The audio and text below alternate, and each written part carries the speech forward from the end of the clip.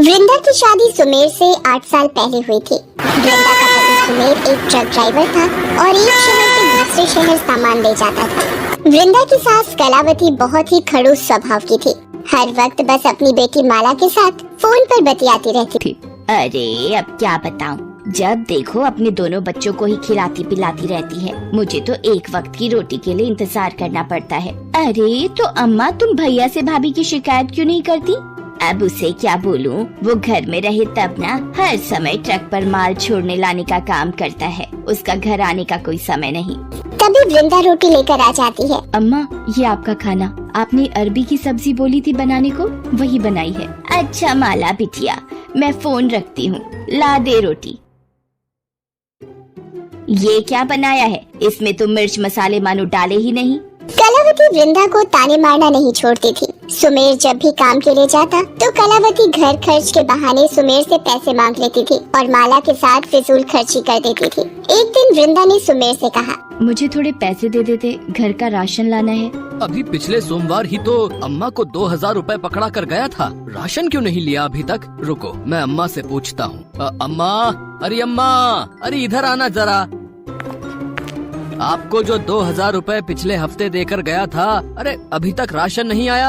अरे बहू, क्यों झूठ बोल रही हो? मैंने तुम्हें पकड़ाए थे 1500 रुपए, जब तुम पूजा और ऋषि को रोटी दे रही थी। अम्मा, आपने रुपए नहीं दिए थे।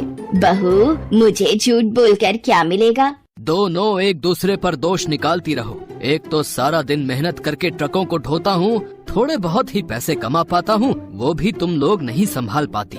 थोड़ी देर के लिए घर आ जाऊं तो तुम्हारा खर्चे बताना शुरू हो जाता है। वृंदा रोने लगती है। सुमेर गुस्से में आ जाता है और बिना कुछ बोले काम पर चला जाता है। शाम के वक्त वृंदा कलावती को रोटी दे रही होती है, तभी एक घबराया हुआ व्यक्ति आता है। भाभी जी, वो सुमेर भैया के ट्रक का एक्सीडेंट हो गया है, उनको गहरी चोटें आई हैं, जल्दी चलिए। क्या अभी इस वक्त वो कहाँ है किशन भैया? अरे उन्हें हॉस्पिटल में भर्ती करवा कर आया हूँ, आप जल्दी चलिए। हाँ भैया, बस मैं चल रही हूँ। हे भगवान, मेरे बेटे को ये क्या हो गया? मैं भी साथ चलती हूँ। अम्मा, आप बच्चों के पास रुको, मैं पहुँचकर आपको फोन करती हूँ। वृंदा किशन के साथ हॉस्पिटल जाती है। डॉक्टर साहब, अब कैसे है मेरे पति? ठीक तो ये हो जाएंगे, पर इनकी टांगों में ज्यादा चोटें आई हैं, इसलिए पता नहीं कब तक इन्हें व्हील चेयर के सहारे ही रहना पड़े। वृंदा ये सब सुनकर चिंता में भर जाती है और फूट फूट कर रोने लगती है। सुमेर अब अपाहिज की जिंदगी गुजारेगा। ये बात वृंदा को मन ही मन खा रही थी, पर सुमेर को हिम्मत देना वृंदा की जिम्मेदारी थी। कुछ दिन बाद सुमेर घर आ जाता है। ये क्या हो गया मेरे बेटे को? घर में एक ही तो कमाने वाला था, अब कैसे सब चलेगा? कौन 2 वक्त की रोटी का इंतजाम करेगा? कलावती की ये बातें सुनकर वृंदा बहुत दुखी होती है। वृंदा, अम्मा ठीक ही तो कह रही हैं, मैं शायद कभी नहीं चल पाऊंगा। घर कैसे चलेगा वृंदा, घर कैसे चलेगा? आप परेशान मत हो, सब ठीक हो जाएगा। वृंदा सोच में पड़ जाती है। उसे कुछ समझ नहीं आ रहा होता। एक दिन, माँ, अब आप अच्छा खाना क्यों नहीं देती हो? वही थोड़े से उबले चावल ही दे देती हो। बना दूंगी अच्छा खाना, अभी तुम्हारे बापू की तबीयत खराब है ना, इसलिए नहीं बना रही। माँ, क्या हम पूरी सब्जी तब खाएंगे जब बापू ठीक होंगे? मुझे अपने परिवार के लिए खुद कोशिश करनी होगी। मुझे पैसे कमाने होंगे, पर कैसे? वृंदा काम ढूंढने के लिए घर से निकलती है कि शायद उसे कोई काम मिल जाए। जगह जगह पूछने पर भी उसे कोई काम नहीं मिलता। शाम को थकी हारी जब वृंदा वापस आ रही होती है, तब उसे किशन मिल जाता है। वो वृंदा से कहता है, अरे अब सुमेर की तबीयत कैसी है भाभी जी?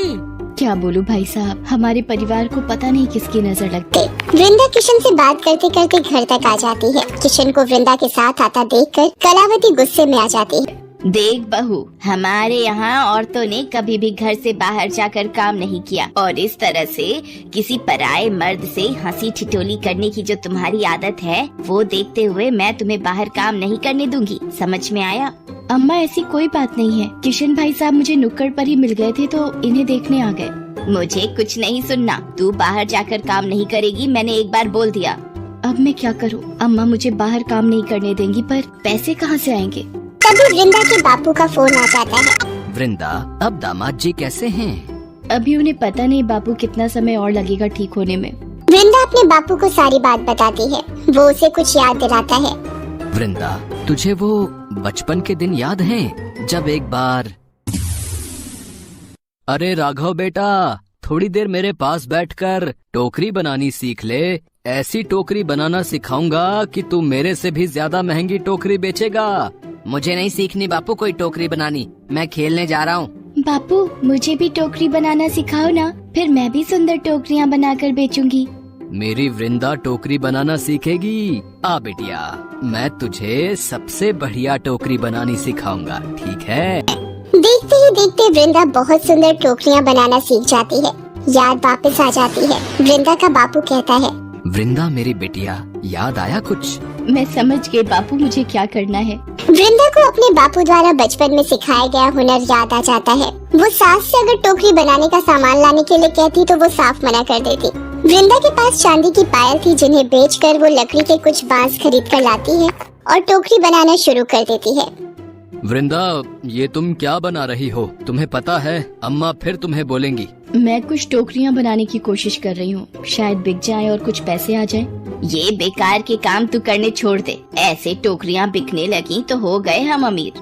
वृंदा फिर भी टोकरियां बनाना नहीं छोड़ती। वो 6 टोकरियां बना लेती है। तभी उसके पड़ोस में रहने वाले मदन चाचा आ जाते हैं। अरे वृंदा बहू, ये क्या टोकरियां बना रही हो? जी चाचा, सोचा इन्हें बेचकर कुछ पैसे आ जाएंगे। देखने में तो बड़ी मजबूत और टिकाऊ लग रही है। 2 टोकरी मैं ले लेता हूँ। तुम्हें पता है अब मेरी फलों की दुकान है, पहले मैं 2 इस्तेमाल करके देखता हूँ, ठीक है ना? कितने रुपए हुए? चाचा, आपसे पैसे कैसे ले लूं? अरे बहू, ये तुम्हारा काम है और मेहनत के पैसे लेना तुम्हारा हक है। ये 200 रुपए इन 2 टोकरियों के मेरी तरफ से। शुक्रिया चाचा।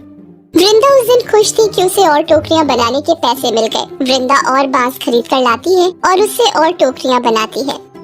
माँ, ये तो बहुत सुंदर टोकरी है, मुझे भी बनानी सीखनी है। माँ, मुझे पहले सिखाना, मैं बड़ा हूँ। हाँ हाँ, तुम दोनों सीख लेना। ये लो, और बांस खरीद लाई है, पता नहीं क्या करेगी। तभी वृंदा को मदन चाचा का फोन आ जाता है। वृंदा, अरे तुम्हारी बनाई टोकरियाँ बहुत ही पसंद आई हैं। तुम 50 टोकरियों का ऑर्डर पूरा कर दो, ठीक है? मदन चाचा, वो मेरे पास इतने... वृंदा, मुझे पता है इतनी टोकरियाँ बनाने के लिए जो भी लगे, इसलिए दुकान के लड़के के हाथ 5000 रुपए एडवांस भिजवा रहा हूँ, ठीक है? मदन चाचा की 50 टोकरियां बनाने के बाद अब वृंदा के पास काफी लोग टोकरियों का ऑर्डर लेकर आते थे। धीरे धीरे वृंदा की टोकरियों का काम अच्छा चल गया। अब तो उसकी सास भी इस काम में उसका हाथ बटाने लगी। सुमेर भी अपनी पत्नी की मेहनत और हुनर देखकर खुश था।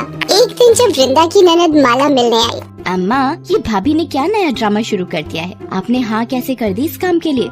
देख माला, वृंदा ने बहुत मेहनत करके ये काम आगे बढ़ाया है। ये इसकी काबिलियत है जो आज घर परिवार का खर्च चल रहा है, वरना हम सब भूखे मरते। और सुमेर भी अब ठीक हो रहा है, वो आज वृंदा की वजह से ही है। तुम भी अपनी भाभी के काम की तारीफ करो।